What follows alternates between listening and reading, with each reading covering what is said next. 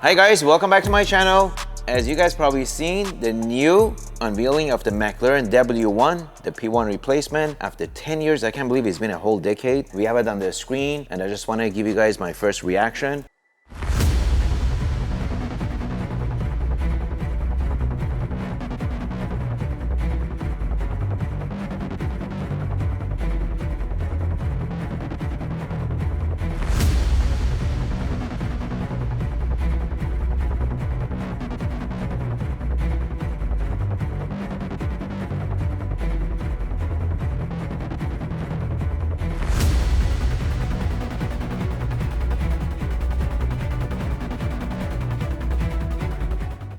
This car definitely is very impressive. When it comes to horsepower, it's almost 40% more horsepower than the P1.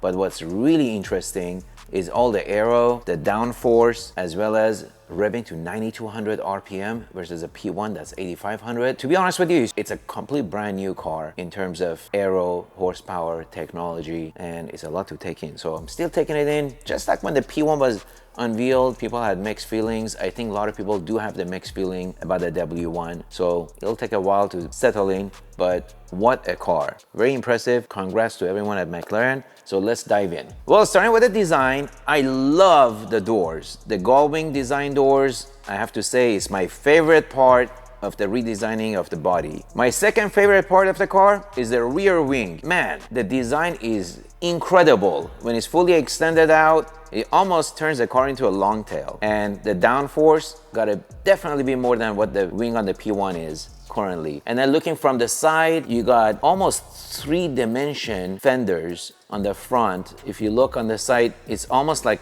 combination of McLaren Sabre and the P1. And the front, I'm still trying to digest the front. I prefer my P1 front design, but you know, just like the P1, originally nobody liked the little scoops in the hood. They said it looks ugly, but now everybody loves it. So I'm thinking people are gonna get used to this and they're gonna fall in love with it. So myself, like everyone else, I think it's gonna take a little bit of time to get used to, but my favorite part of the car when it comes to the body of the design is definitely the doors, the rear, and the wing. Now let's talk about the inside. The inside is absolutely incredible. I love the fixed seat position, just like the Ford GT. It's really cool. It makes a very sleek design. I can see from the steering wheel, they got the boost button, which I think replaces the iPass button on the P1. And then they have the aero button, which probably replaces the drag reduction. So that's kind of cool because, punching on those two buttons at the same time while you floor it, this thing should be a rocket. The one thing I hope they added or improved is the lift system. Hopefully there's an easier way to lift the front system. So the one thing I'm surprised, they on the cluster is fixed. You know, I thought they were gonna do the foldable, kind of like the Senna, but I understand it's all one unit for functionality. To move it with the pedals, probably had to go with a fixed design. But overall, I have to give it a 9 for design for the interior. When it comes to under the hood, they got a full 10 from me because 1,258 horsepower at 9,200 RPM. It's nothing like anything else McLaren has produced in the past. On the P1, it's 8,500 RPM, 903 horsepower. On this car is 1,258 horsepower and 9,200 RPM. That is significantly improved over the P1, almost by 40%.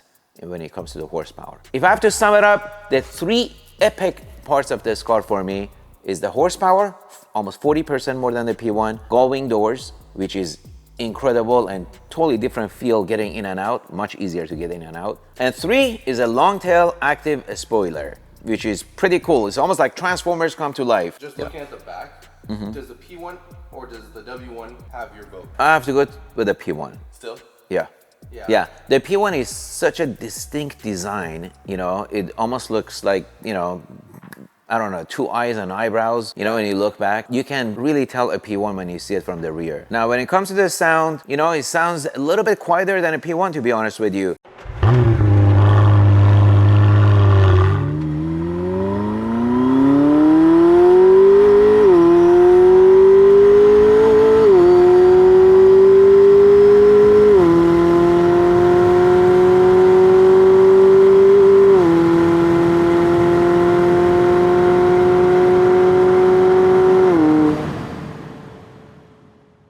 it's more refined, kind of like the Speedtail. So I don't know, that's just a sound bite.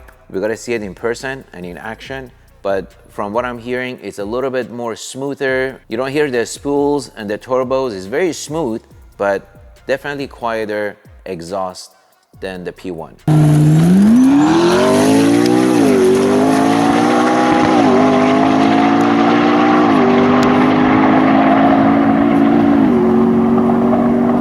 Well, when it comes to speed, definitely faster than a P1, but the top speed hasn't changed, still maxed at 217 miles per hour, but you definitely get there much faster. So when it comes to weight, it's about the same weight as a P1. They didn't do any shaving off that, but the horsepower more than justifies because your power to weight ratio is significantly higher. You know, I'm just hoping that the new battery design for the hybrid of the W1 fits my P1 to get a little boost on my P1. Now, I should mention, the fastest car ever built by Mclaren is still a Speedtail, sitting back there right behind me, but the most powerful is the W1 when it comes to horsepower. Now, if I had to stack it between the F1, P1, I would say only time will tell, because those cars are well loved over the past 10 years and 30 years, and only time will tell. But I would say McLaren's done a great job. You got a much higher horsepower car, you got a faster car, and you also have very aggressive aero. Well, the magic question everyone wants to know is, did I order one? Well, I'm still thinking about it. I do like the car, but you know, $2.2 million base price is a pretty hefty lift off from the P1, which was 1.2 million at the time. Right now, there's so many options, and for a price tag between 2.5 to 3.5 million, you got quite a bit of options at your disposal.